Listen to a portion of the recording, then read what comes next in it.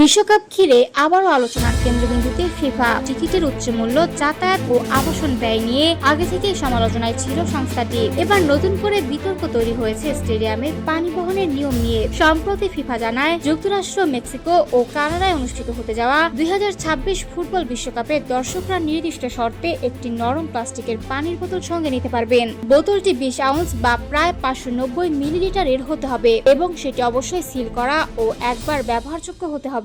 এর আগে অবশ্য ফিফা ঘোষণা দিয়েছিল 16টি ভেন্যুতেই দর্শকদের নিজস্ব পানির বোতল বহন নিষিদ্ধ থাকবে। নিরাপত্তার কারণ দেখিয়ে বলা হয়েছিল স্টেডিয়ামে যেন কোনো শক্ত বোতল বা পুনর্ব্যবহারযোগ্য বোতল ছুঁড়ে মারার ঝুঁকি না থাকে। তবে এই সিদ্ধান্ত ঘিরে ব্যাপক সমালোচনা শুরু হয়। সমর্থক সংগঠনগুলো থেকে শুরু করে রাজনৈতিক নেতারাও বিষয়টি নিয়ে কড়া প্রতিক্রিয়া জানান। ইংল্যান্ডের সমর্থক সংগঠন ফ্রি লায়ন্স এটিকে অর্থ উপার্জনের কৌশল হিসেবে আখ্যা দেয়। একইভাবে কানাডা ও যুক্তরাষ্ট্রের বিভিন্ন শহরের মেয়ররা বলেন, গরম আবহাওয়ায় পানির উপর নিয়ন্ত্রণ আরোপ করা বাস্তবসম্মত নয় এবং এটি দর্শকদের জন্য বাড়তি খরচের চাপ তৈরি করবে। সমালোচকদের অভিযোগ, স্টেডিয়ামে পানীয় বিক্রির একচেটিয়া অধিকার থাকবে ফিফার প্রধান স্পন্সর কোকা-কোলার হাতে, যা এই সিদ্ধান্তকে আরো বিতর্কিত করেছে। ফিফা অবশ্য জানিয়েছে, নিরাপত্তা ও দর্শক সুরক্ষাকে সর্বোচ্চ অগ্রাধিকার দিতেই নিয়মগুলো সংশোধন ও পর্যালোচনা করা হচ্ছে। বিশ্বকাপের সময় যুক্তরাষ্ট্র, মেক্সিকো ও কানাডার বেশিরভাগ শহরে তাপমাত্রা 90 ডিগ্রি ফারেনহাইট বা তার বেশি থাকতে পারে বলে পূর্বাভাস রয়েছে। ফলে পানি সংক্রান্ত